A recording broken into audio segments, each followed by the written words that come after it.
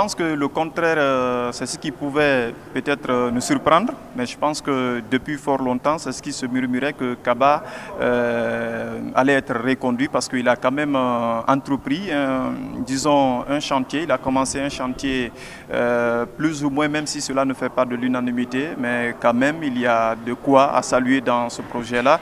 Il commence à envoyer des joueurs derrière lesquels la Guinée a tellement souffert pour les amener au sein de cette équipe du Sili national. Je pense que cela est une bonne chose. Maintenant, l'autre chose qu'on ne savait pas de lui, parce que beaucoup l'ont critiqué du fait on le taxait de n'avoir pas des diplômes requis pour être sélectionneur de l'équipe nationale A de la Guinée. Mais je pense qu'après cette déclaration du vice-président du comité de normalisation, qui nous a quand même appris que, on va dire, Kaba Diawara, il a des diplômes, il a même un diplôme UEFA A, il a également d'autres documents lui permettant aujourd'hui d'être promu à ce poste-là.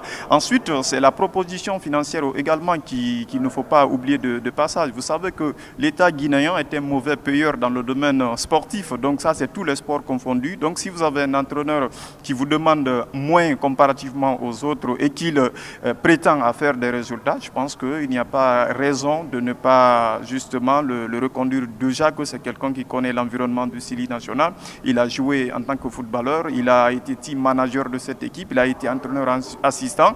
Entre-temps, finalement, il a été justement sélectionneur. Le reconduire aujourd'hui, je pense que c'est une bonne chose. Ça veut dire qu'il y a une certaine logique dans la démarche. Maintenant, à Kaba de savoir que tout le monde n'est pas unanime par rapport à son choix.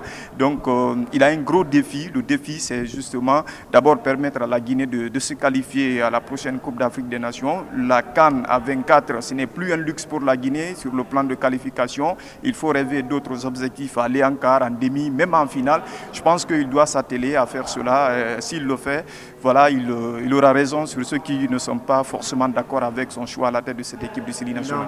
L'homme qu'il faut, je ne saurais vous le dire avec exactitude, mais je pense que suivant mon raisonnement et vu, disons, tout ce qu'il a connu dans cette équipe du Sili national, je pense que par rapport aux autres concurrents, les trois autres concurrents, je pense que c'est l'homme de la situation actuellement. Parce que je vous l'ai dit, il s'est inscrit quand même dans un projet aujourd'hui qu'il faut saluer.